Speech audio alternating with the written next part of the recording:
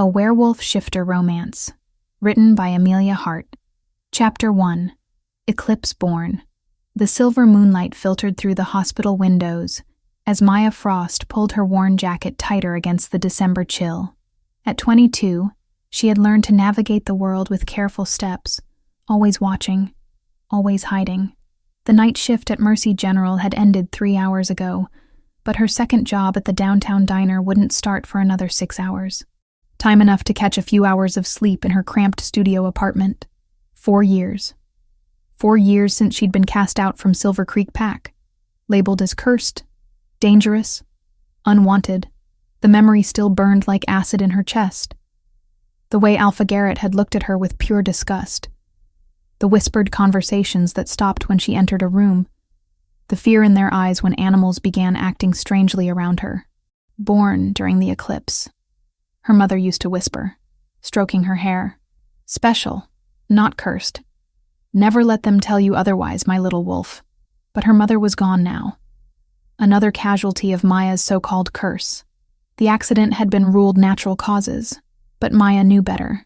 She had seen the hatred in the pack's eyes, felt their relief when Elena Frost was found at the bottom of Raven's Gorge. One less voice defending the cursed child. The world of shapeshifters operated on strict hierarchies that humans never suspected. 5 major packs controlled the territories surrounding the city, each with their own alpha, their own laws, their own prejudices. Silver Creek had been the most traditional, the most unforgiving. Alpha Garrett ruled with an iron fist, believing in ancient superstitions and bloodline purity. To him, Maya represented everything wrong with modern shifting. Unpredictable, uncontrollable, tainted by forces beyond understanding. She had tried to make peace with her human life. 3 jobs kept her barely afloat. The hospital, the diner, and weekend shifts at a local veterinary clinic. The irony wasn't lost on her that she found more acceptance among humans than she ever had with her own kind. Dr. Martinez at the clinic often commented on her natural way with injured animals, how even the most aggressive dogs calmed in her presence. If only he knew the truth. Maya's ancient Honda coughed to life in the hospital parking garage, the engine protesting against the bitter cold. The weather forecast had called for snow, but this felt different, heavier, more ominous, the kind of storm that trapped people in places they didn't want to be. The drive home normally took 20 minutes through the winding mountain roads, but tonight felt endless. Snow had begun falling in thick, heavy flakes that made visibility nearly impossible. Maya leaned forward, gripping the steering wheel as she navigated the treacherous curves that led to her apartment complex. She had always known she was different, even before the exile. Other shifter children could transform completely by their 15th birthday, but Maya remained stuck between worlds, human in appearance but with senses that betrayed her true nature. She could smell emotions, hear heartbeats from across rooms, feel the wild call that pulled at her soul during full moons.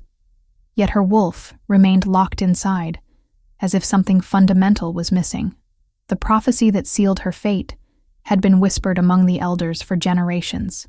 When eclipse shadows fall upon a child's birth, the ancient blood awakens. Beast Speaker returns to bridge the worlds, but darkness follows in her wake. They had decided she was the darkness, not the bridge. Maya's phone buzzed against the passenger seat. Another unpaid bill. Another reminder of how precarious her existence had become. She reached for it without thinking, taking her eyes off the road for just a moment.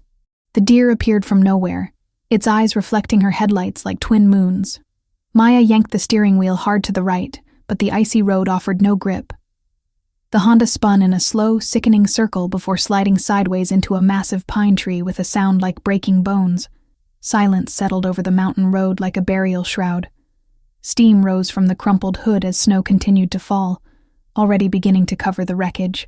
Maya's head throbbed where it had struck the side window, and something warm trickled down her temple. Her door was jammed shut, the frame bent beyond recognition. She had to get out, had to find help. The temperature was dropping rapidly, and her human body wouldn't survive the night exposed to the elements. Using her shoulder, Maya forced the passenger door open and stumbled into the storm. The cold hit her like a physical blow, cutting through her thin jacket and scrubs as if they were made of paper. Her ankle twisted on the uneven ground, sending sharp pain shooting up her leg. Blood from the head wound had frozen in her hair, and each breath felt like swallowing ice. No cell service. Of course. This section of mountain road was notorious for dead zones, one of the reasons she rarely took this route. But tonight's detour to avoid construction had led her straight into disaster. Maya began walking, each step a monumental effort as the snow deepened around her feet. The storm was worsening, transforming the familiar landscape into an alien wasteland of white.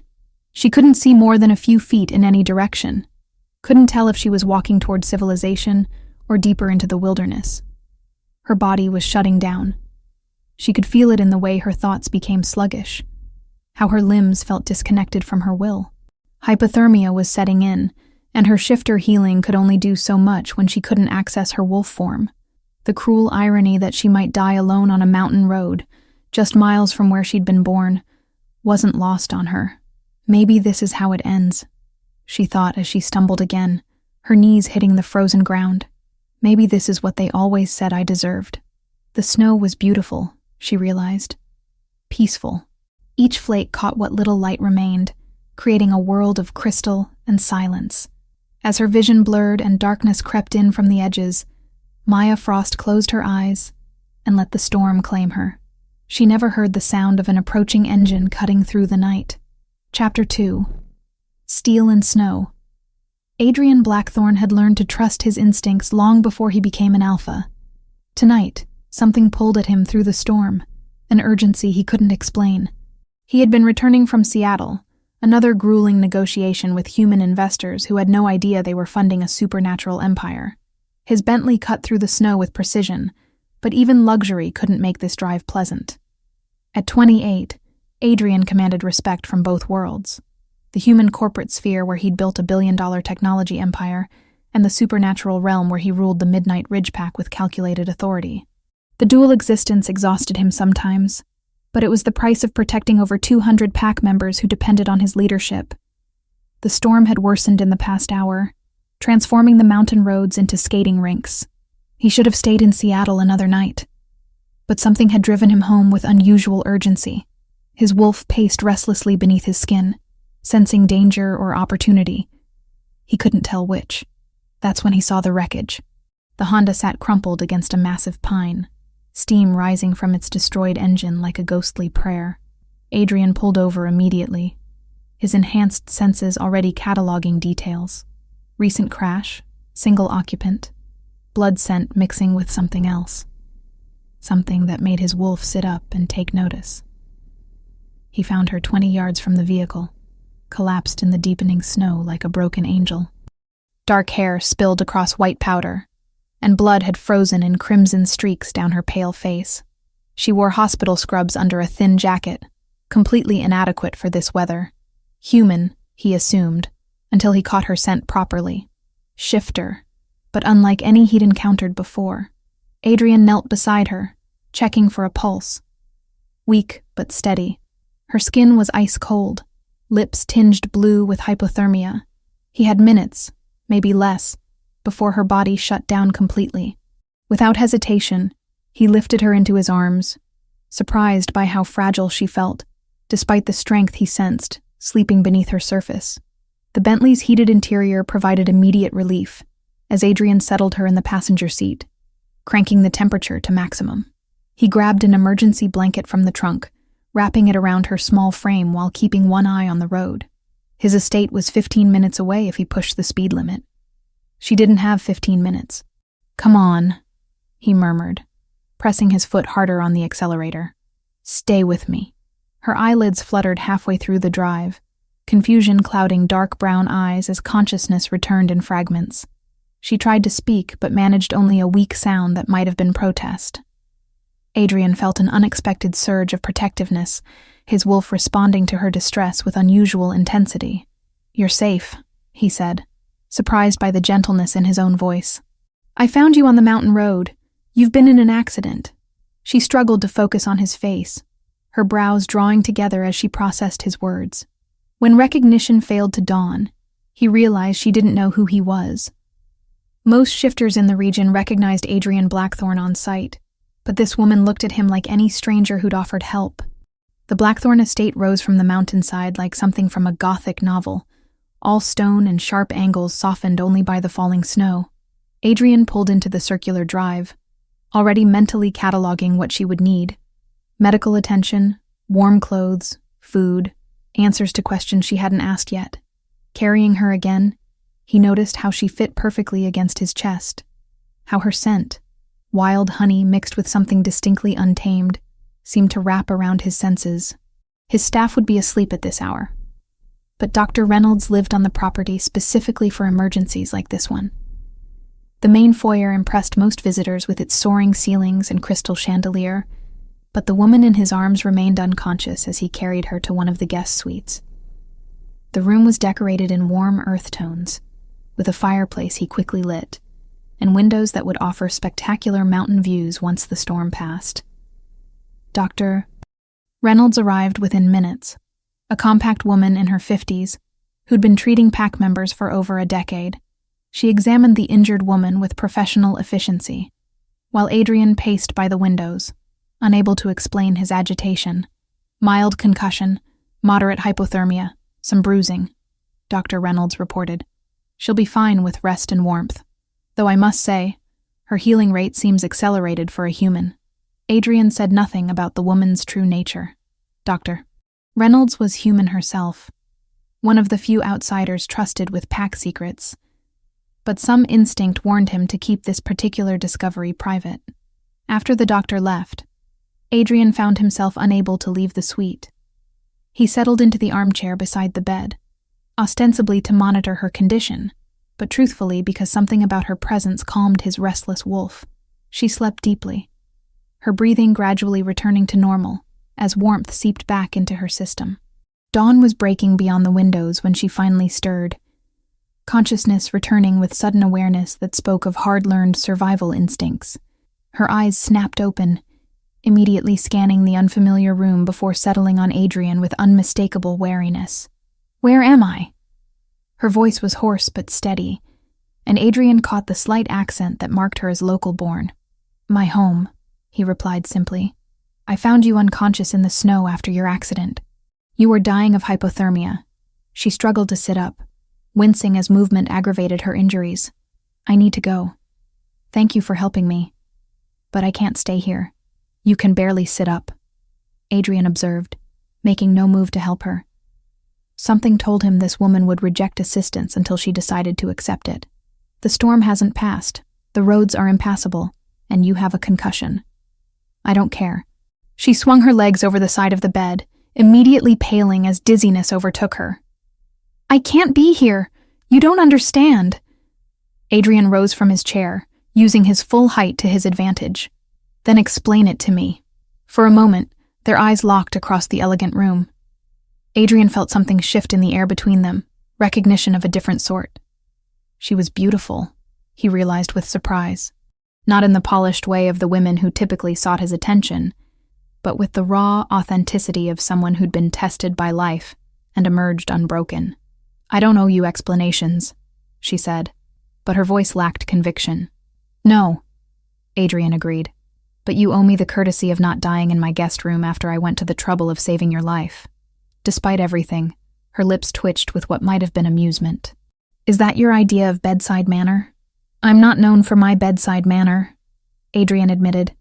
"I'm known for getting results." She studied him with intelligent eyes, and Adrian had the distinct impression she was seeing more than he typically revealed. "What's your name?" "Adrian Blackthorne." He watched for recognition that didn't come. "And you are?" A long pause. "Maya." "Maya what?" "Just Maya." Her tone suggested the conversation was over. Adrian felt his wolf stir with interest at her defiance. Most people, supernatural or human, deferred to his authority instinctively. This woman looked at him like he was just another obstacle to navigate. "Well, just Maya," he said, moving to the windows. "The storm is expected to last another day, possibly 2. You're welcome to stay until it passes, or you can venture out into 10 feet of snow with a head injury. Your choice." She was quiet for so long he turned back to look at her. Maya sat on the edge of the bed, her dark hair falling like a curtain around her face as she stared at her hands. When she finally looked up, Adrian saw something in her eyes that made his chest tighten unexpectedly. "Why did you stop?" she asked quietly. "People drive past accidents all the time, especially in weather like this." Adrian considered lying, offering some platitude about good citizenship. Instead, he found himself telling the truth. "I don't know. Something told me to." Maya nodded slowly, as if his answer confirmed something she'd suspected. "I'll stay until the storm passes. But then I leave." "Understood." As Adrian left her to rest, he couldn't shake the feeling that everything had just changed. His wolf was more settled than it had been in months, and the estate felt different with her presence in it. He told himself it was simple attraction, the natural response of an unmated alpha to an interesting female. But deep down, Adrian Blackthorne knew he was lying to himself. Chapter 3. Wild Recognition. Maya woke to the sound of howling wind and the crackle of flames in the fireplace. For a moment, she forgot where she was. The silk sheets were softer than anything she'd owned, and the room smelled of cedar and something distinctly masculine that made her wolf stir restlessly. Then memory crashed back. The accident, the storm, Adrian Blackthorne's penetrating gaze. She'd slept for nearly 12 hours, her body finally succumbing to exhaustion after months of running on empty. Outside the tall windows, snow continued to fall in thick curtains, transforming the world into an endless expanse of white. Maya had seen storms before, but nothing like this. The weather seemed almost supernatural in its intensity. A soft knock interrupted her thoughts. "Maya, I've brought you some clothes." Adrian's voice carried through the heavy door, and Maya felt that strange flutter in her chest again. She wrapped the blanket around herself before opening the door, finding him holding a stack of women's clothing with an expression that might have been embarrassment on anyone else. "My housekeeper keeps spare clothes for guests," he explained, not quite meeting her eyes. "They should fit well enough." Maya accepted the bundle, acutely aware of how close he stood. Up close, she could see flecks of gold in his dark eyes, could smell the scent that had haunted her dreams. Pine forests and thunderstorms with something uniquely him underneath. Her wolf responded with interest that she quickly suppressed. "Thank you," she managed, stepping back before she did something foolish. "Breakfast is ready when you are. The dining room is down the hall to the left." After he left, Maya examined the clothes with growing unease. The sweater was cashmere, the jeans designer denim that probably cost more than she made in a week. Everything fit perfectly, which raised questions she wasn't ready to consider. How had he known her size? How prepared was Adrian Blackthorne for unexpected female guests? The dining room continued the estate's theme of understated luxury. A mahogany table that could seat 12, windows offering panoramic views of the storm-lashed mountains. Adrian sat at one end, reading something on his tablet while coffee steamed in a mug beside him. He looked up when she entered, and Maya caught something in his expression that vanished too quickly to identify. "How are you feeling?" he asked, gesturing to the chair beside him rather than the far end of the table. "Better." Maya sat carefully, still fighting occasional dizziness. The clothes fit perfectly. "Lucky guess?" Something like that. Adrian poured coffee from an expensive-looking pot, adding cream without asking how she liked it. The fact that he'd guessed correctly sent another warning bell through Maya's already alert system. They ate in companionable silence. Eggs Benedict that tasted better than anything she'd had in years, fresh fruit that must have cost a fortune in this weather. Maya tried not to think about what this meal represented in terms of her monthly budget. Tried not to feel guilty for enjoying luxury she couldn't afford. "Tell me about yourself," Adrian said eventually, his tone carefully casual. Maya's guard went up immediately. "Not much to tell. I work at the hospital, keep to myself, mind my own business." "3 jobs," Adrian observed, and Maya's fork paused halfway to her mouth. "Hospital scrubs, but you smell like veterinary antiseptic and diner grease. That's a lot of work for someone so young. How do you—" Maya caught herself before finishing the question. Of course he could smell those things. The question was why he was admitting to enhanced senses. "You're very observant. It's a survival skill in my line of work." Adrian leaned back in his chair, studying her with uncomfortable intensity. Though I'm curious why someone with your talents is working 3 minimum wage jobs. The air between them shifted, becoming charged with unspoken understanding. Maya set down her fork, her appetite vanishing as familiar fear crept up her spine. I don't know what you mean. Don't you? Adrian's voice remained gentle, but Maya caught the steel underneath. You're shifter-born, Maya. Your scent gives you away, even if everything else about you screams human. Maya's flight instinct kicked in with painful intensity. She pushed back from the table, already calculating distances to exits. But Adrian remained perfectly still in his chair. No threatening postures, no commands. Just patient waiting that somehow felt more dangerous than aggression would have. I should go, she said, hating how her voice shook slightly. Storm or no storm, I need to leave. Where will you go? The question was asked with genuine curiosity rather than challenge. Your car is totaled. The roads won't be passable for days, and you have nowhere else to be, or you wouldn't have been driving alone in this weather. The accuracy of his assessment stung, because it was completely true. Maya had no pack, no family, no safety net beyond her own determination to survive. She was exactly as alone as he'd described, and they both knew it. Before she could respond, a commotion arose from somewhere deeper in the house. Raised voices, the sound of multiple footsteps, then a sharp bark that made Maya's head snap up with sudden alertness. That wasn't a dog. It was something wild, something in pain. Adrian was already moving, his earlier casualness replaced by focused authority. Stay here, he commanded, but Maya was already following him toward the source of the disturbance. They found the scene in the estate's mudroom. 3 men in work clothes clustered around something on the floor, while a woman Maya didn't recognize knelt beside what looked like an injured animal. As they got closer, Maya's enhanced senses cataloged the details.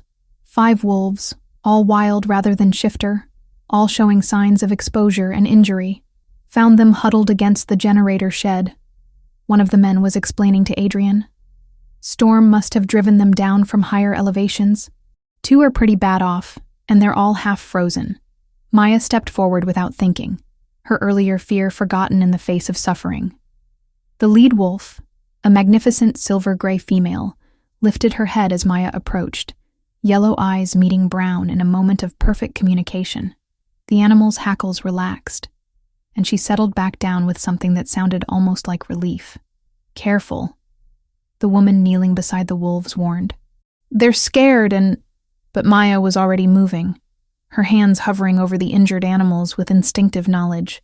She could feel their pain like a physical ache in her own chest, could sense the fear and confusion that came with being driven from familiar territory by the supernatural storm. Hey, beautiful, she murmured to the silver female, her voice taking on a quality she'd never heard before. You're safe now. I promise you're safe. The wolf's response was immediate and startling. She lifted her head again, making a soft whining sound that seemed to resonate through the entire pack. One by one, the other wolves turned toward Maya with expressions of recognition that defied explanation. Maya knelt among them, her hands moving with sure confidence as she examined injuries and offered comfort.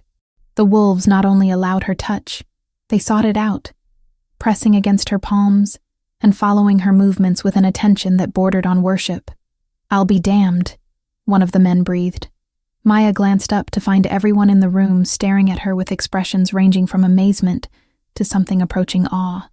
Adrian's face was unreadable, but his scent had changed in a way that made her wolf pace restlessly. They need warming blankets and fresh water, she said, surprised by how steady her voice sounded. The silver one has a dislocated shoulder. I can set it, but someone needs to hold her steady. And the black male has infected cuts on his pads that need cleaning. How do you know all that? The woman asked. Maya realized she didn't have a good answer. She just knew, the same way she'd always known things about injured animals that others missed. I work at a veterinary clinic sometimes. But as she returned her attention to the wolves, Maya caught Adrian watching her with an expression she couldn't read. His earlier casual interest had transformed into something more intense, more calculating. She had revealed too much, shown abilities that marked her as different, in ways that had always brought her trouble. The silver wolf nudged her hand, drawing Maya's focus back to the immediate need. As she worked to help the injured animals, she tried to ignore the weight of Adrian's gaze and the growing certainty that her carefully constructed anonymity had just shattered completely. When the last wolf was settled comfortably by the mudroom's fireplace, Maya straightened to find Adrian still watching her. The room had emptied except for them and the pack of rescued animals, who seemed content to rest in her presence. "That was remarkable," Adrian said quietly. Maya shrugged, avoiding his eyes. "Animals in pain recognize others who understand. Is that what you think this was?" His voice carried a note she couldn't identify. Understanding? Before Maya could answer, the silver wolf lifted her head and howled, a sound of pure communication that seemed to echo through the estate's stone walls. Within moments, the other wolves had joined in, creating a harmony that resonated in Maya's bones like a call to home. As their voices faded, Maya realized the storm outside had gentled to a whisper.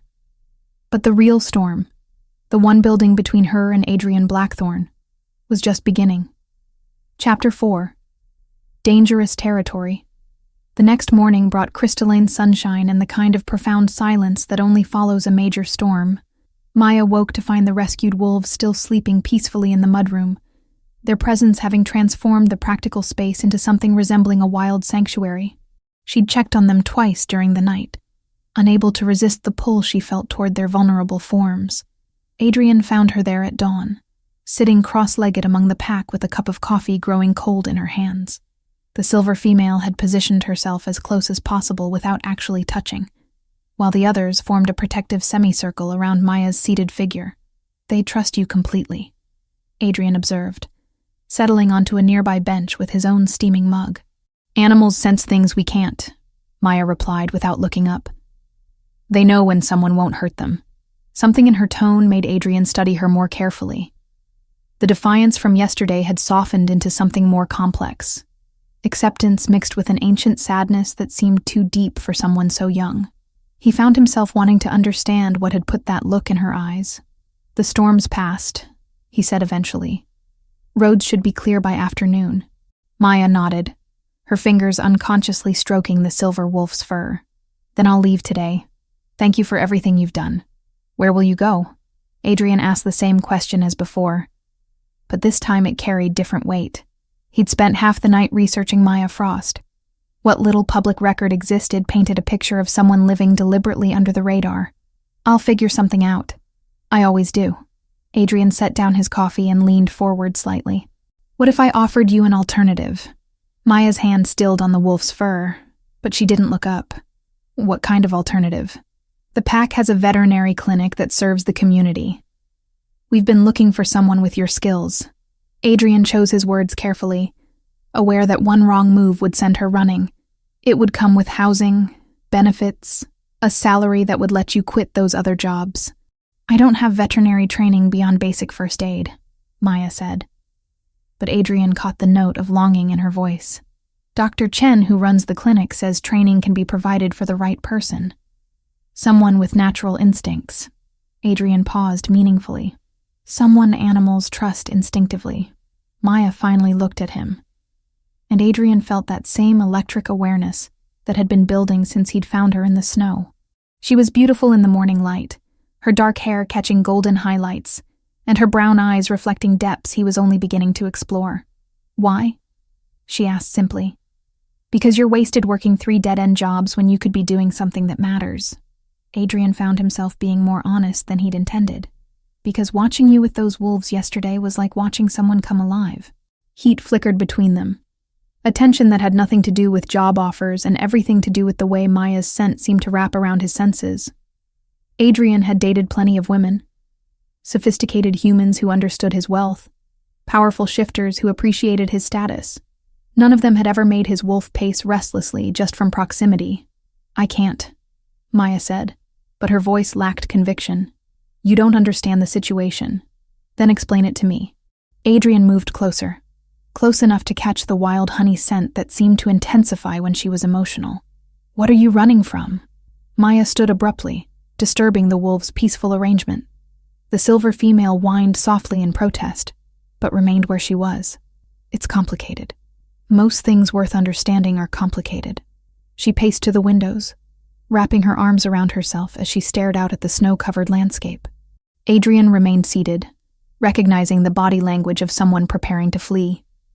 His wolf wanted to pursue, to corner her until she had no choice but to accept his protection. But his human mind understood that approach would only drive her away faster. "I was exiled from my birth pack," Maya said finally, the words coming out like pulled teeth. 4 years ago. They considered me dangerous. Dangerous how? Maya laughed, but there was no humor in the sound. "Would you believe cursed? Born during an eclipse? Supposedly destined to bring disaster to anyone foolish enough to keep me around?" Adrian felt something cold settle in his chest. He knew enough about pack politics to understand what exile meant. Complete abandonment, loss of protection, rejection by one's own kind. It explained her wariness, her determination to remain anonymous, the careful way she held herself apart from others. "What pack?" he asked, though he suspected he already knew. "Silver Creek." Maya's voice was barely above a whisper. "Alpha Garrett decided I was too much of a risk after my mother died. Accidents tend to happen around me, you see. People get hurt." Adrian's jaw clenched involuntarily. Garrett Morrison was old-school territory, the kind of alpha who ruled through fear and superstition. If he'd exiled Maya over eclipse birth nonsense, it said more about his insecurities than any real danger she might represent. "That's archaic bullshit," Adrian said with quiet fury that made Maya turn from the window in surprise. "Eclipse births are rare, not cursed. The old stories got twisted over time. Tell that to the pack members who started avoiding me after my 15th birthday. Maya replied bitterly. "Tell that to my mother, who died defending someone everyone considered a walking disaster." The pain in her voice made Adrian's protective instincts flare dangerously. He rose from the bench, closing the distance between them before Maya could retreat. "You're not a disaster. What I saw yesterday with the wolves wasn't dangerous. It was a gift. Gifts can be dangerous," Maya said. But she didn't step away when Adrian moved closer. "You don't know what I'm capable of.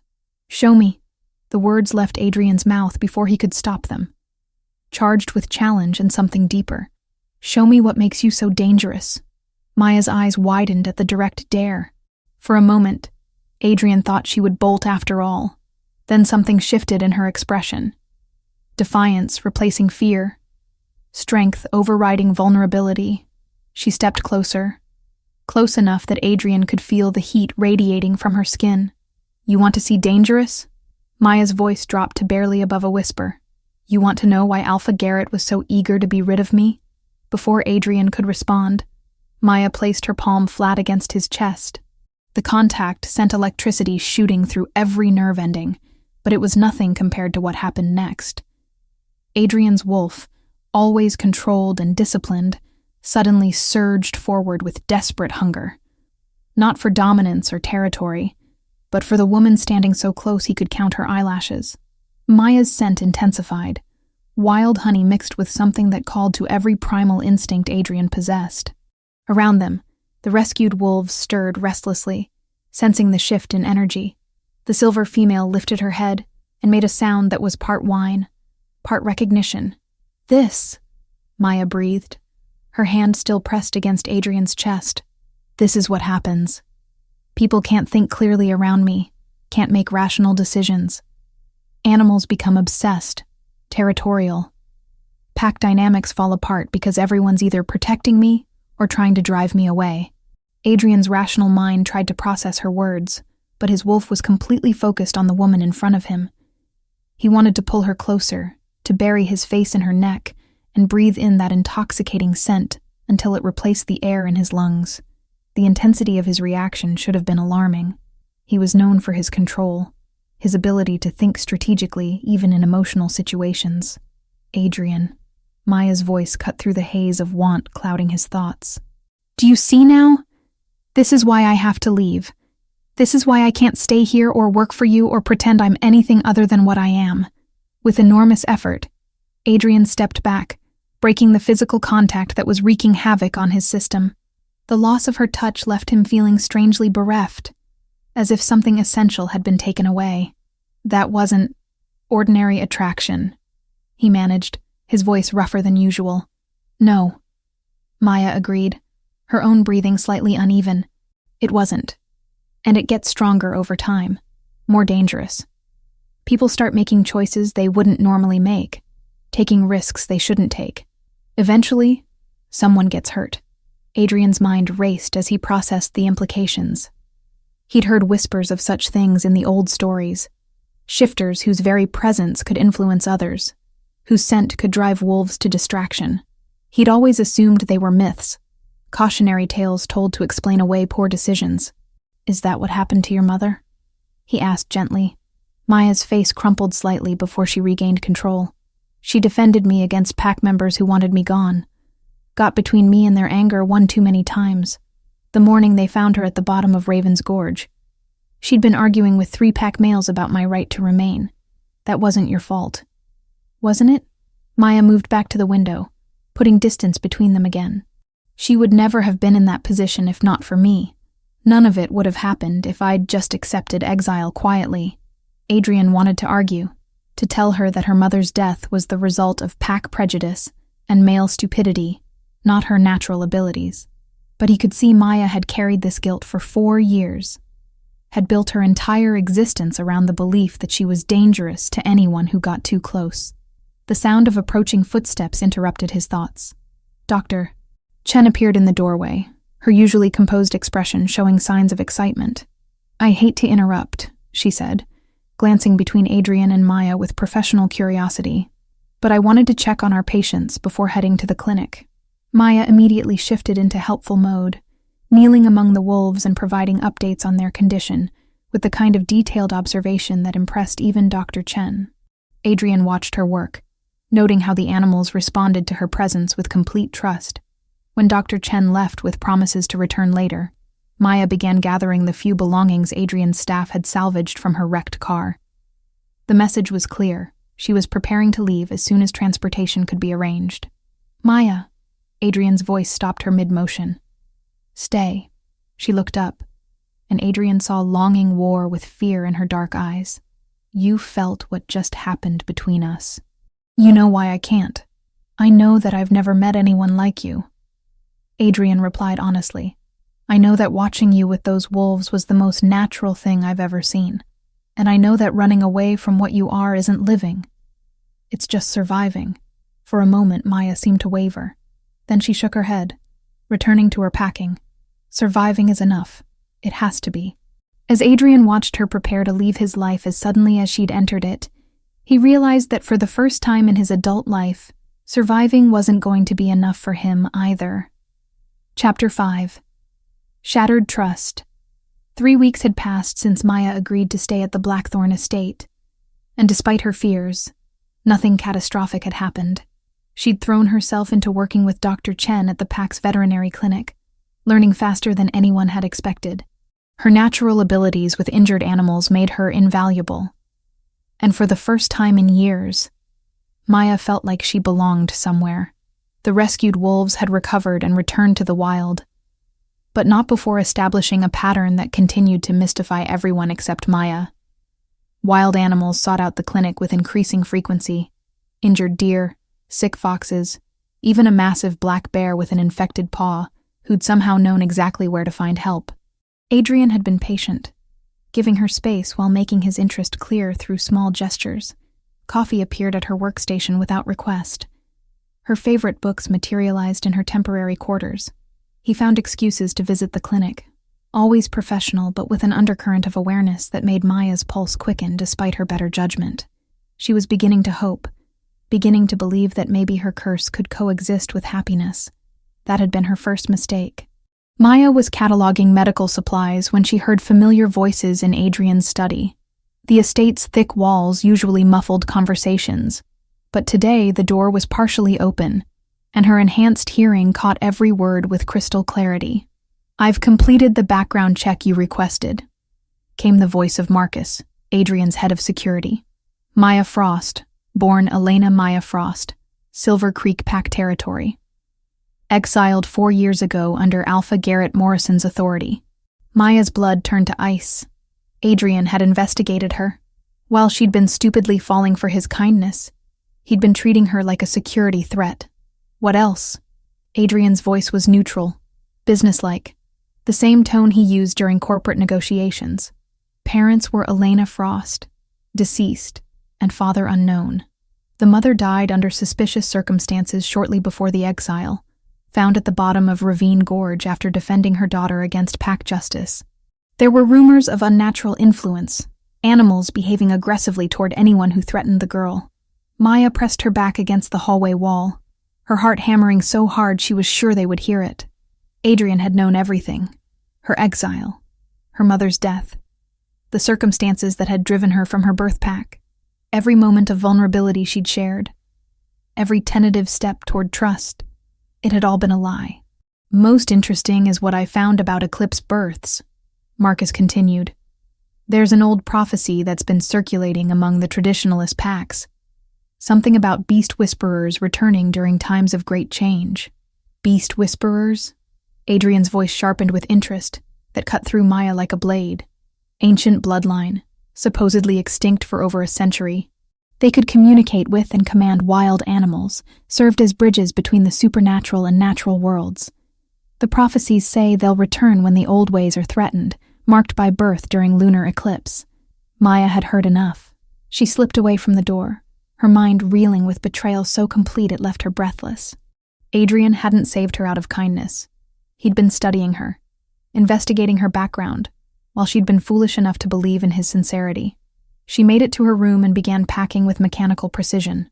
Her few belongings fit easily into the bag she'd arrived with, a reminder of how little she truly owned, how easily she could disappear from places that had never really been home. A soft knock interrupted her packing. "Maya? Are you in there?" Adrian's voice through the door made her hands shake with fury and hurt.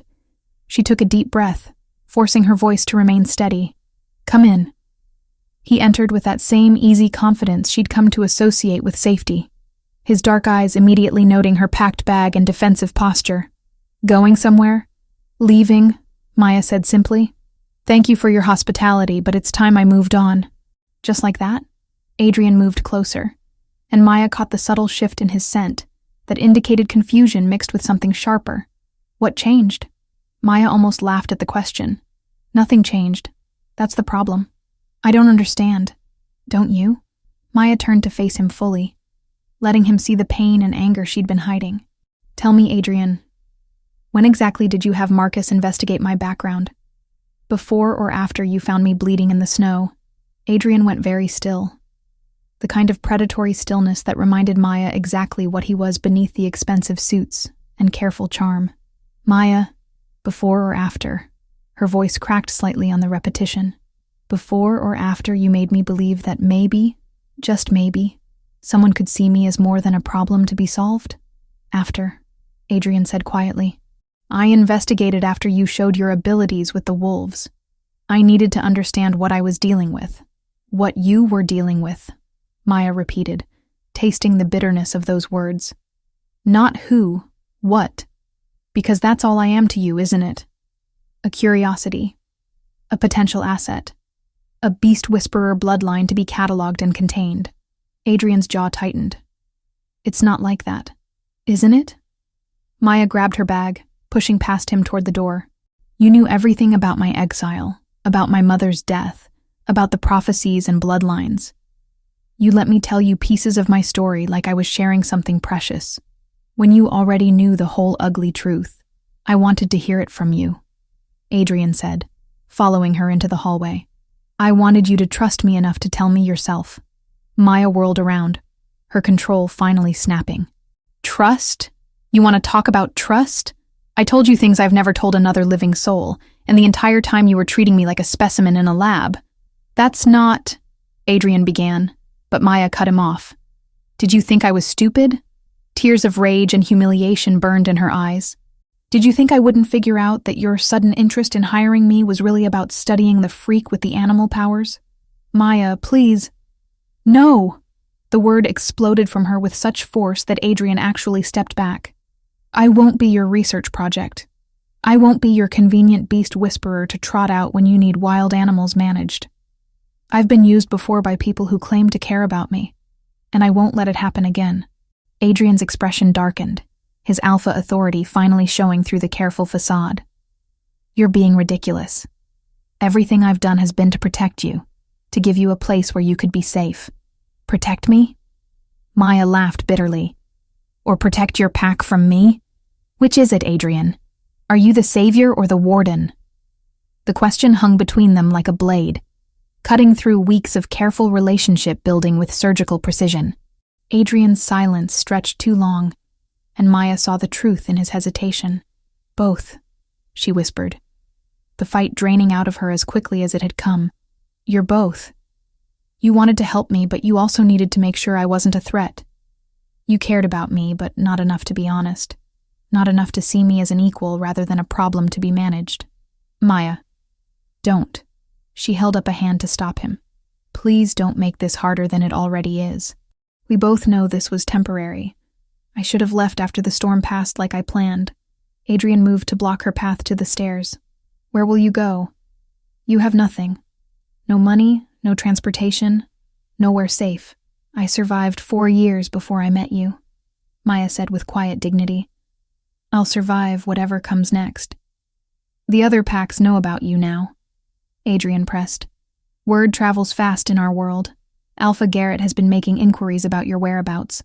You can't just disappear again." Fear flickered through Maya's chest, but she refused to let it show. Alpha Garrett's interest could only mean one thing. He'd decided she posed enough of a threat to be worth hunting, but the alternative was staying with someone who saw her as a useful tool, rather than a person worth loving. "Then I'll deal with that when it happens," she said. "I won't trade one cage for another, no matter how gilded yours might be." Adrian's scent spiked with frustration, and something that might have been desperation. "This isn't a cage. This is a home. A place where you can be yourself without fear. A home where the owner investigates the guests behind their backs." Maya shook her head sadly. "A place where I'm valued for my usefulness rather than my worth as a person? That's not a home, Adrian. That's employment with benefits." She pushed past him, and this time he let her go. At the top of the stairs, Maya turned back one last time, memorizing his face, despite the pain it caused. "For what it's worth," she said softly, "I was falling in love with you. The you I thought you were anyway. The man who saved a stranger in a storm without expecting anything in return. I'm sorry that man was just another beautiful lie." Adrian's face went pale, his mouth opening as if to speak. But Maya was already walking away. She made it to the front door before her composure cracked completely, tears finally spilling over as she stepped into the cold mountain air. Behind her, she heard Adrian call her name, but she didn't turn around. Some mistakes couldn't be undone with words, and some trust, once broken, could never be fully repaired. As Maya walked down the long driveway toward an uncertain future, she tried to convince herself that leaving was the right choice, that protecting her heart was worth the loneliness that stretched ahead like an endless winter road. But with each step that took her further from the estate, the hollow ache in her chest grew stronger, until Maya began to wonder if some kinds of pain were worse than the risks of staying. The sound of a car engine behind her made Maya's steps falter, hope and dread warring in her chest. But when she turned, it wasn't Adrian coming after her. The black SUV with Silver Creek pack markings sent ice through her veins, and Maya realized that her past had finally caught up with her. Her last thought before the tranquilizer dart hit her neck was that she should have trusted Adrian's warning about the other packs, should have trusted him about a lot of things. The darkness that claimed her tasted like regret and missed chances, like love that might have been if she'd been brave enough to stay and fight for it. Chapter 6. Awakening. Maya's consciousness returned in fragments, the taste of copper in her mouth, the burn of rope against her wrists, the familiar scent of pine and damp earth that meant she was back in Silver Creek territory. Her head throbbed where the tranquilizer had hit, but beneath the physical pain, something else stirred, something that had been sleeping for far too long. She kept her breathing steady and her eyes closed, using her enhanced senses to map her surroundings. Underground space, probably the old root cellar beneath the pack house. 3 heartbeats nearby, 2 calm and controlled, 1 agitated and fearful. The agitated one was young, barely past first shift by the scent of him. "She's been out for 6 hours," the young voice whispered. "Maybe we used too much of the trank." "She's stronger than she looks," came the gravelly response of Beta Thomas Kane, Alpha Garrett's right hand for over 2 decades. "Eclipse-born always are." A third voice, cold and calculating. "Good. I want her fully aware for what comes next." Alpha Garrett Morrison. Maya's blood chilled at the sound of the voice that had haunted her nightmares for 4 years. The man who had exiled her, who had allowed the pack to believe she was responsible for her mother's death. The man who feared her enough to hunt her down, rather than let her live in peace. "Sir," the young wolf said hesitantly, "the Council of Alphas has been asking questions about our operations. If they find out we crossed into Blackthorn territory to take her, the Council can kiss my ass." Garrett snarled. "This abomination should have been dealt with years ago. I was weak, listened to her mother's pleading, let sentiment cloud my judgment. But the prophecies are clear. Beast whisperers bring chaos. They upset the natural order." Maya heard footsteps approaching her position, felt Garrett's presence like a cold shadow falling across her face. She forced herself to remain limp, to show no signs of consciousness, even as every instinct screamed at her to fight. 4 years she's been out there, growing stronger, learning to use abilities that should have died with the old bloodlines. Garrett continued, his voice dropping to a dangerous whisper. "And now she's caught the attention of Adrian Blackthorn. Do you know what happens when a beast whisperer bonds with an alpha of his power?" "No, sir," the young wolf replied nervously. "They become unstoppable. 2 minds linked, one controlling supernatural politics, and the other commanding every wild creature within a 100-mile radius. The old stories speak of such pairs bringing down entire kingdoms." Maya's heart clenched despite her situation. Even now, even after learning about his investigation and his clinical interest in her abilities, the mention of Adrian sent pain shooting through her chest. She had loved him. Completely. Desperately. Foolishly. And he had seen her as exactly what Garrett described. A tool to be used. A power to be harnessed. "So what do we do with her?" Beta Thomas asked. "Same thing we should have done 4 years ago," Garrett replied with chilling finality. "We put her down like the rabid animal she is." The casual discussion of her murder snapped something inside Maya's chest. Not her heart, that had already been shattered by Adrian's betrayal. Something deeper, more primal. The part of her that had been caged and suppressed since her first exile. The wild core that had been whispering at the edges of her consciousness her entire life. Maya's eyes snapped open, and for the first time in her life, they blazed with the golden fire of her true nature fully awakened. "Hello, Garrett," she said, her voice carrying harmonics that hadn't been there before. "Miss me?" The alpha stumbled backward, his face going pale as he took in the change in her appearance. Maya's ordinary brown eyes now held flecks of molten gold that seemed to pulse with their own light. Her scent had intensified, becoming something wild and untamed that made even Thomas step back instinctively. "Impossible," Garrett breathed. "The tranquilizer should have kept you under for hours more." Maya flexed against her bonds, testing their strength. Heavy rope, professionally tied, designed to hold a shifter. But as her newfound awareness expanded, she realized the ropes weren't her real prison. Fear was. 4 years of hiding, of believing she was dangerous, of accepting others' judgment of her worth. "You know what I've learned in my exile, Garrett?" Maya asked conversationally. "I've learned that the only thing more dangerous than a beast whisperer is a beast whisperer with nothing left to lose." She closed her eyes and reached out with senses she'd never fully understood, calling to the wild hearts that beat in the darkness beyond the cellar walls. The response was immediate and overwhelming. Dozens of creatures stirring in the forest above, their primitive minds touching hers with recognition and welcome. "What are you doing?" Thomas demanded, but his voice carried the edge of panic. Maya smiled, and it was not a human expression. "I'm coming home." The first sounds came from the pack house above, scratching at windows, the thud of bodies against doors. Then howls began echoing through the forest, not the organized calls of shifter packs, but the wild harmony of creatures that knew no alpha, but the one calling them. Garrett pulled a silver blade from his belt, the kind designed specifically for killing supernatural beings. Thomas, the ritual circle. Now. But before either man could move, the cellar door exploded inward in a shower of splinters and steel. A massive black bear filled the doorway, its eyes reflecting Maya's golden fire as it fixed its attention on the humans who had dared cage its mistress. Behind the bear came a stream of forest creatures, wolves, coyotes, lynx, even a pair of mountain lions whose presence in this region defied all natural explanation. They flowed into the small space like a living tide, surrounding the 3 Silver Creek pack members with calm, predatory patience. "Sweet Mother Luna," the young wolf whispered, pressing himself against the far wall. Maya felt the ropes binding her wrists simply fall away, dissolved by the touch of a small fox whose intelligence far exceeded its species. She rose to her feet with fluid grace, her movements now carrying the coordinated power of someone who truly understood what she was.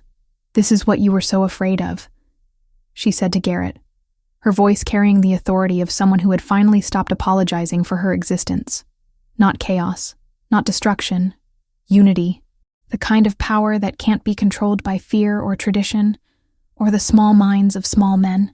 Garrett raised his blade, but a low growl from the black bear froze him in place. The sound echoed through the assembled creatures, a warning that vibrated in frequencies only supernatural senses could detect. "You killed my mother," Maya continued, her golden eyes never leaving Garrett's face. "Oh, you didn't push her yourself, but you created the circumstances that led to her death. You poisoned the pack against her, made her an outcast for defending her child. She chose her side," Garrett snarled, but his voice shook. "She chose the abomination over the pack. She chose love over fear," Maya corrected, "something you've never been capable of understanding." The young wolf, barely 18 by his scent, suddenly stepped forward, his courage surprising everyone in the room. "Alpha," he said quietly, "maybe we should reconsider. She's not doing anything violent. She's just talking." Garrett's face twisted with rage. "Shut up, boy. You don't understand what you're seeing." But Maya saw the truth in the young wolf's eyes. Recognition, not of a monster, but of someone who could choose mercy when she had every right to choose vengeance. The creatures surrounding them remained perfectly still, waiting for her command, but showing no aggression beyond their protective positioning. "What's your name?" Maya asked the young wolf gently. "David," he replied, ignoring Garrett's warning growl. "David Chen." Maya's eyes widened slightly. "Dr. Chen's son." "Yes." David's voice grew stronger. "She told me what you did at the clinic, how you helped animals that no one else could reach. That doesn't sound like someone who brings chaos." The truth of his words seemed to resonate through the assembled creatures, who shifted closer to Maya with something that looked almost like pride. She was their voice, their protector, their bridge between worlds that had been separated for too long. "You see, Garrett," Maya said softly, "the next generation isn't afraid of change. They understand that different doesn't mean dangerous." Garrett's grip tightened on his blade. "I won't let you corrupt our young with your unnatural influence. The only thing unnatural here is your hatred," Maya replied. "But I'm not here for revenge, no matter how much you might deserve it." She gestured to the creatures surrounding them, and they began filing back toward the destroyed doorway with the same eerie coordination they'd shown entering. Only the black bear remained, its massive form blocking any potential escape route. "I'm here for something much more valuable than vengeance," Maya continued. "I'm here for the truth. And the truth is that beast whisperers were never the problem. We were the solution, bridges between the supernatural and natural worlds, healers of the rifts that fear creates." As the last of the wild creatures disappeared into the forest above, Maya felt a familiar presence at the edge of her expanded awareness. Her heart clenched as Adrian's scent reached her, carrying notes of desperation and determination that spoke of a frantic search finally ended. "Maya!" His voice echoed through the damaged pack house above, followed by the sounds of multiple shifters spreading out in search formation. "It seems your time is up," Maya said to Garrett, but her attention was divided now. Adrian had come for her. Despite everything that had broken between them, He had tracked her to enemy territory and brought what sounded like half his pack as backup. The question was, had he come to rescue her or to reclaim a valuable asset? "This isn't over," Garrett snarled, but his threat rang hollow with Adrian's pack so close. Maya looked at him with something that might have been pity. "Yes, it is. The old ways are dying, Garrett. The question is whether you'll adapt or be left behind." As Adrian's footsteps thundered down the cellar stairs, Maya took a deep breath and prepared to face the man who had broken her heart. The woman who had fled the estate in tears was gone, replaced by someone who finally understood her own worth. Whether that would be enough to bridge the chasm between them remained to be seen. Chapter 7. Soul-deep Adrian's heart stopped when he saw Maya standing in the ruined cellar, surrounded by the remnants of what looked like a supernatural army. Her eyes blazed with golden fire he'd never seen before, and her scent had transformed into something wild and untamed that made his wolf howl with recognition. She was magnificent and terrifying, and absolutely, undeniably his. Maya. Her name left his lips like a prayer, relief flooding through him so completely that his knees nearly buckled. "Thank God you're alive." Behind him, Marcus and 6 other pack members fanned out, their weapons trained on Garrett and his men. The Silver Creek Alpha looked smaller than Adrian remembered, diminished by fear and the weight of his own cruelty. Beta Thomas kept his hands visible and his posture submissive, clearly recognizing the shift in power dynamics. "Adrian." Maya's voice carried new harmonics that resonated in his bones. "You came. Did you think I wouldn't?" He stepped closer, ignoring the warning growls from Garrett's faction. "When I found your note. When I realized what had happened." "What note?" Maya's golden eyes narrowed with confusion. Adrian's blood chilled as he processed her response. "The note you left, explaining why you had to go, telling me not to follow." But even as he said the words, he knew the truth. There had been no note. Maya had been taken, not run away. "I didn't leave a note," Maya said quietly. "I was abducted from your driveway by Silver Creek enforcers." The rage that exploded through Adrian was primal and absolute.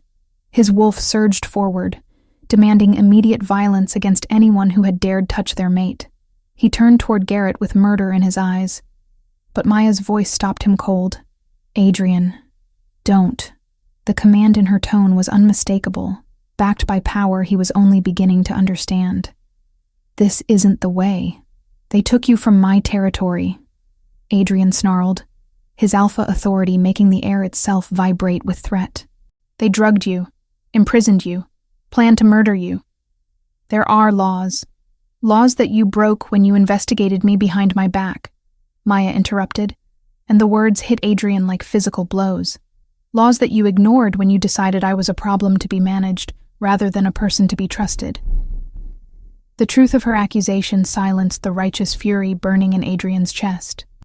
Even now, even after everything that had happened, the hurt in her voice cut deeper than any physical wound could have. "Maya," he began, but she held up a hand to stop him. "We'll deal with our issues later," she said with devastating calm. "Right now, we have bigger problems." She turned to face Garrett directly, and Adrian watched in fascination as every creature that had answered her call earlier began returning to the cellar. They moved with supernatural coordination, filling the space until it seemed impossible that so many wild animals could coexist in such proximity without chaos. "You want to know what a real beast whisperer can do?" Maya asked Garrett, her voice carrying the authority of someone who had finally stopped hiding from her own power. "Watch." The animals began to sing. It started with the wolves, a harmony that was nothing like pack communication Adrian had ever heard. This was older, deeper, the kind of music that predated human civilization. The other creatures joined in with their own voices, until the entire cellar resonated with a sound that seemed to come from the earth itself. Adrian felt the song in his bones, in his blood, in the places where his human and wolf selves merged. It spoke of unity, of balance, of the interconnectedness of all living things. This wasn't domination or control. It was communion on a level that transcended species. "This is what you've been so afraid of," Maya said to Garrett over the wild symphony. "Not power over nature, but partnership with it. Not chaos, but harmony you're too small-minded to understand." Young David Chen stepped forward again, his face shining with something approaching wonder. "It's beautiful," he breathed. "Why did we never learn that it could be beautiful?" "Because your alpha chose fear over understanding," Maya replied, but her tone held no malice. "Because it's easier to hate what you don't comprehend than to admit you might be wrong." Garrett's face was pale but determined.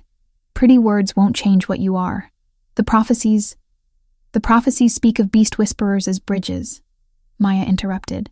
"Healers of the rifts between worlds. You turned them into horror stories because you were afraid of losing control." The wild song gradually faded, leaving behind a silence that felt heavy with possibility. The animals began dispersing again, but Adrian noticed they didn't go far. They were establishing a perimeter, protecting their chosen one even as they granted her space to handle human affairs. "Adrian," Maya said, turning to face him fully for the first time since he'd arrived. "Why did you really come after me?" The question was deceptively simple, but Adrian understood the weight behind it. Everything between them, their future, their past, the fragile hope of healing, balanced on his answer. "Because I love you," he said, the words ripping from somewhere deeper than his throat. "Because I've been a fool, and an ass, and probably a dozen other things you could rightfully call me, but mostly because losing you made me realize that I'd rather have you angry at me than not have you at all." Maya's golden eyes searched his face with uncomfortable intensity. "That's not enough," she said quietly. "Love without trust is just obsession." "You're right." Adrian took a step closer, hyper-aware of the wild creatures watching his every move with protective interest. "I investigated you because I was scared. Not of what you might do to my pack, but of what you were already doing to me." "What do you mean?" Adrian ran a hand through his hair, struggling to find words for feelings he'd never examined too closely. "From the moment I found you in that snow, you changed everything. My priorities, my instincts, my understanding of what I wanted from life. I'd built my entire existence on control, on knowing every variable and managing every risk. Then you showed up and made me want to throw all of that away." Maya's expression softened slightly, but her guard remained firmly in place. "So, you decided to research me like a business acquisition." "I decided to understand what I was dealing with so I could protect both of us from making a mistake," Adrian corrected. "But you're right. I should have been honest. I should have told you what I was doing and why. Should have trusted you with my fears instead of trying to manage them in secret." "Should have. Could have. Would have," Maya said with bitter humor. "The story of our entire relationship." "Then let me tell you what I will do," Adrian said, his voice carrying the full weight of alpha authority. "I will spend every day earning back your trust. I will choose transparency over control, partnership over protection. I will prove that when I say I love you, I mean all of you, not just the parts that are convenient or controllable." The silence stretched between them, loaded with possibilities and perils. Adrian was acutely aware of the audience, his pack, Garrett's people, the supernatural creatures who had claimed Maya as their own.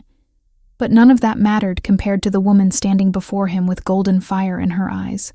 "Prove it now," Maya said suddenly. "Make a choice, right here, right now, that shows me you mean what you say." Adrian looked around the cellar, his gaze falling on Garrett and his men. Justice demanded retribution for what they'd done: kidnapping, imprisonment, attempted murder. His pack expected him to enforce territorial law, to make an example that would prevent future incursions. But Maya was watching him with those impossibly beautiful eyes, and Adrian realized she was offering him a test he couldn't afford to fail. "Marcus," he said, without taking his eyes off Maya. "Stand down." "Sir?" Marcus's confusion was evident. "They violated our territory, took one of ours."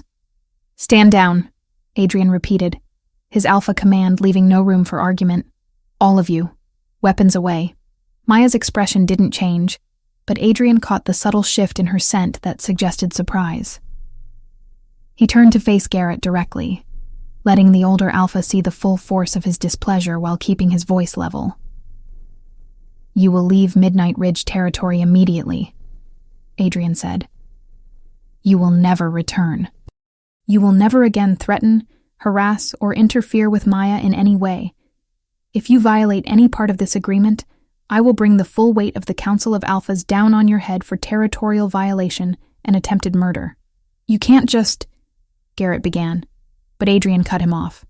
I can and I am. Consider it a mercy you don't deserve. Adrian's smile was sharp enough to cut glass. The alternative is letting Maya's new friends handle pack justice in their own way. Somehow I don't think you'd prefer that option. As if summoned by his words, the black bear that had remained in the cellar moved closer to Garrett, its massive form radiating patient menace. The Alpha's face went white as he realized how thoroughly the power dynamics had shifted. This isn't over, Garrett snarled, but the threat carried no real weight. Yes, Maya said with finality. That brooked no argument. It is. As Silver Creek Pack filed out under the watchful eyes of both Midnight Ridge enforcers and wild guardians, Adrian found himself alone with Maya for the first time since she'd walked away from his estate. The weight of everything unsaid hung between them like a bridge waiting to be crossed. That was the right choice, Maya said eventually. It was your choice, Adrian replied. I just finally learned how to listen. Maya studied his face for a long moment, and Adrian held himself still under her scrutiny. When she finally spoke, her voice was soft with cautious hope. We have a lot to work through, she said. Trust doesn't rebuild overnight. And I'm not the same person who left your estate 3 weeks ago. Neither am I, Adrian assured her. I'm hoping we can figure out who we are together. Maya stepped closer, close enough that Adrian could feel the heat radiating from her skin. Her scent was still wild and untamed, but underneath it, he caught traces of the woman who had captivated him from their first meeting. I love you too, she whispered, and Adrian's heart nearly stopped. Despite everything, despite the hurt and the mistakes and the impossible situation we're in, I love you. Maya. She placed her finger against his lips, silencing him.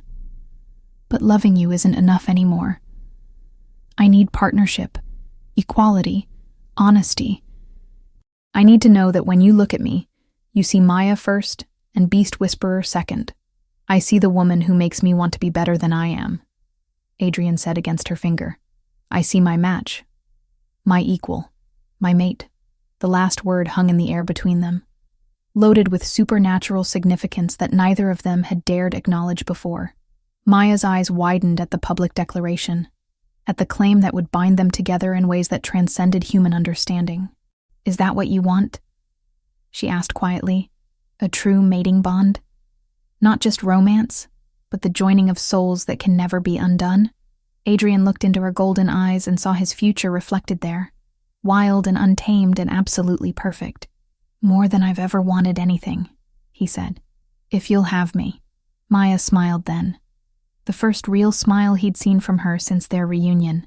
It transformed her face completely, replacing the careful control with radiant joy that made Adrian's chest tight with love. Then we do this properly, she said, under the full moon, with both packs as witnesses, according to the old ways that honor what we both are. As they sealed the promise with a kiss that tasted like coming home, Adrian realized that sometimes the best things in life were worth the wait, and worth fighting for. Chapter 8. New Beginnings. 6 months after the mating ceremony that had united not just 2 souls, but 2 packs in unprecedented harmony, Maya stood at the window of their shared office overlooking the expanded Midnight Ridge sanctuary. The morning sun cast golden light across dozens of enclosures where injured and orphaned wild animals recovered under her care, while in the distance, construction crews worked on the new Interpack medical facility that would serve the entire region. The transformation had been remarkable.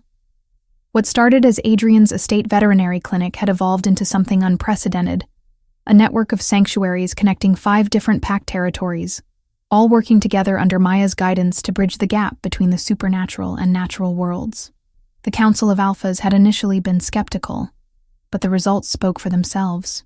Territorial disputes had decreased by 70%, as packs found common ground in protecting the wildlife that moved freely between their lands. The quarterly reports look incredible, Adrian said, entering the office with 2 cups of coffee, and the satisfied expression of someone whose proudest achievements had nothing to do with corporate profits. 3 more packs want to join the sanctuary network, and Dr. Chen says the veterinary program applications are up 400% from last year. Maya accepted her coffee with a smile that still made Adrian's heart skip beats. The wild intensity in her eyes had softened over the months, but it never completely disappeared. A reminder of the power that thrummed just beneath her calm surface. She'd learned to control her abilities rather than hide from them, and the difference was breathtaking. "David Chen called this morning," Maya said, settling into the chair beside Adrian's desk rather than behind her own. The casual intimacy of shared space had become natural over the months of learning to work together as true partners.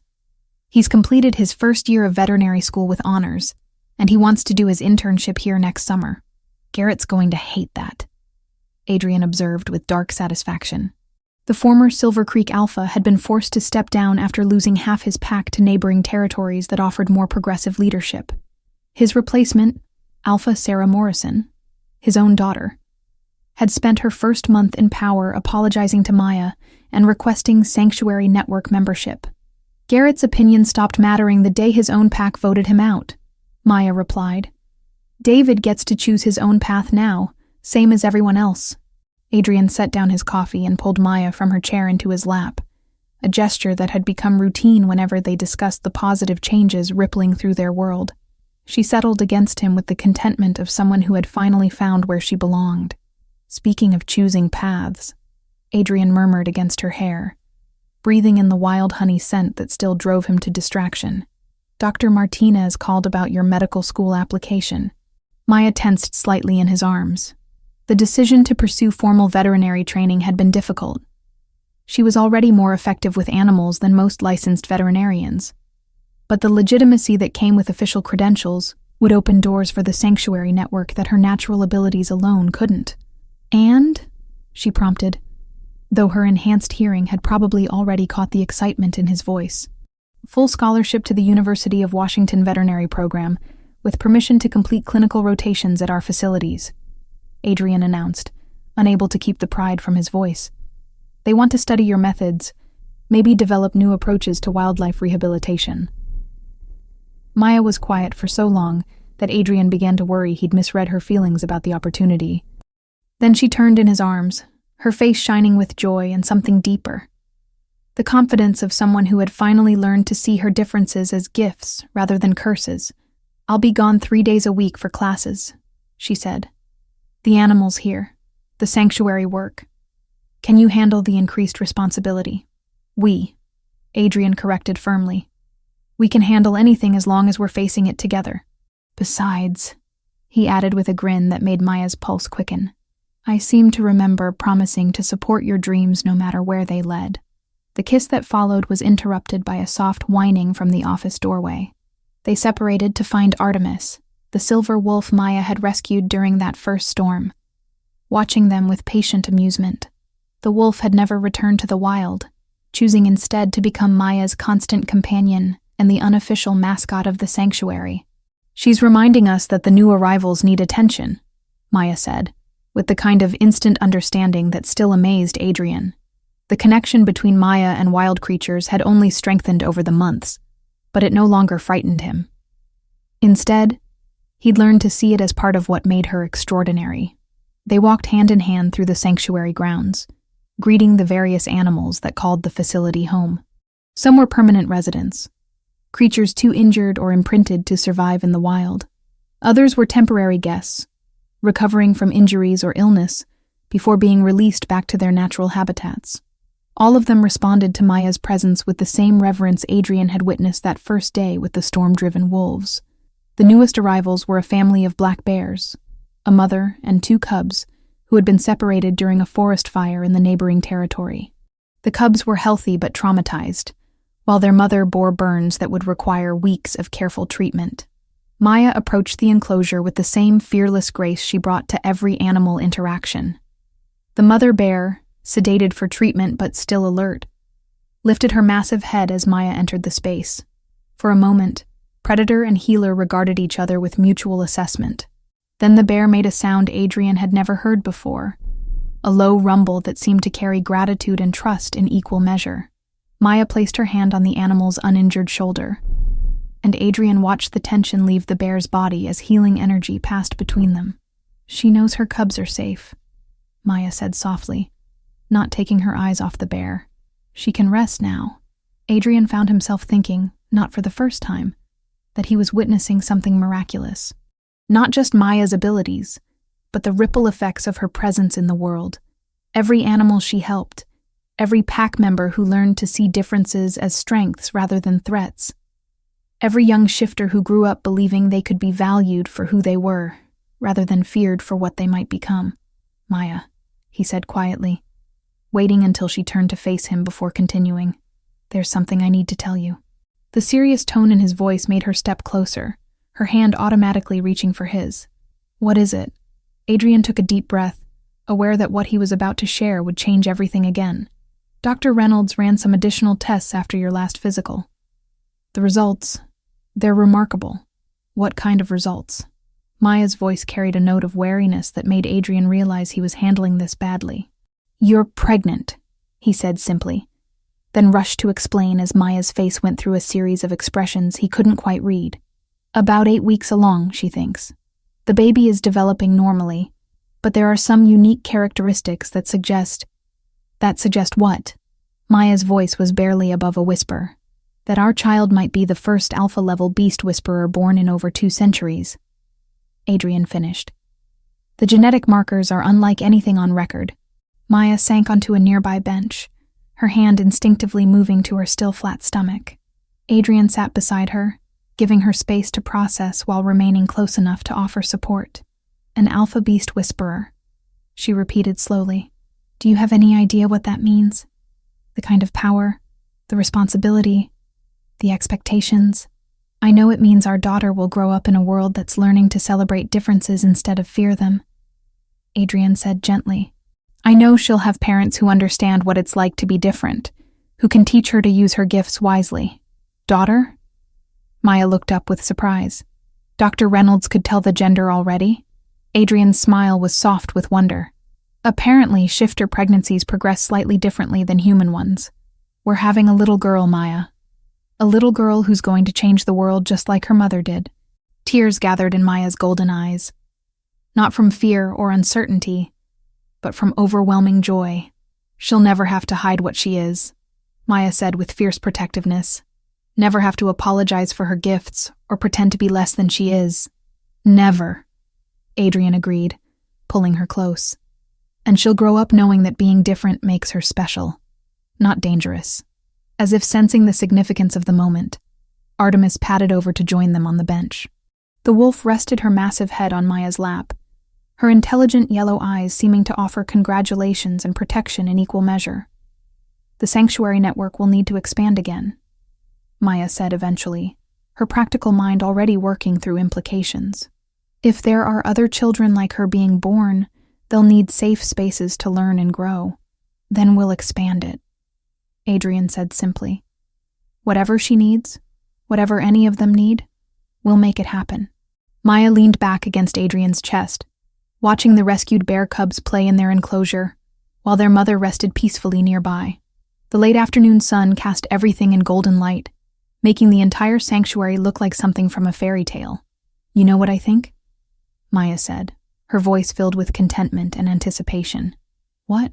I think our daughter is going to be born into exactly the right world at exactly the right time, Maya replied. A world where beast whisperers are bridges instead of threats, where being different is celebrated instead of feared, where love is stronger than prejudice. Adrian pressed a kiss to the top of her head, breathing in the scent of wild honey and new beginnings. I think you're right. I think she's going to be amazing.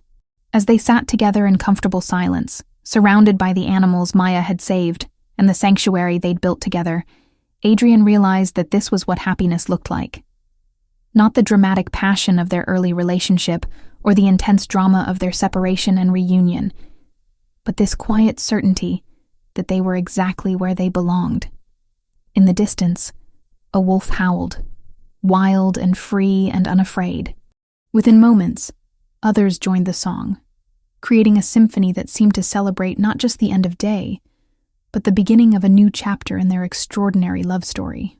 Maya's hand found Adrian's, their fingers intertwining as naturally as breathing. Whatever challenges lay ahead, whatever new adventures awaited their growing family, they would face them together. And that, Adrian knew, made them unstoppable. The future stretched before them like an unwritten book, its pages filled with infinite possibility and the promise of love that had been tested by fire and emerged stronger than ever. As the sun set over Midnight Ridge Sanctuary, casting long shadows across the land they had claimed and transformed together, Maya and Adrian began planning for tomorrow, and for all the tomorrows that would follow. The supernatural world is filled with souls still searching for their place, rejected shifters seeking acceptance, powerful beings learning to embrace their gifts, hearts yearning for love that sees beyond the surface. These untold stories are waiting for you. If Maya's journey from outcast to powerful Luna moved you, if Adrian's transformation from controller to true partner inspired you, then you know there's magic in every tale of love conquering fear. Share your thoughts below. Which moment touched your heart most? Your time with us tonight means everything. Hit that subscribe button and join our pack. Ring the notification bell so you never miss our next supernatural love story filled with forbidden romance, ancient powers, and bonds that defy all odds. Until the moon brings us together again, thank you for believing in love without limits.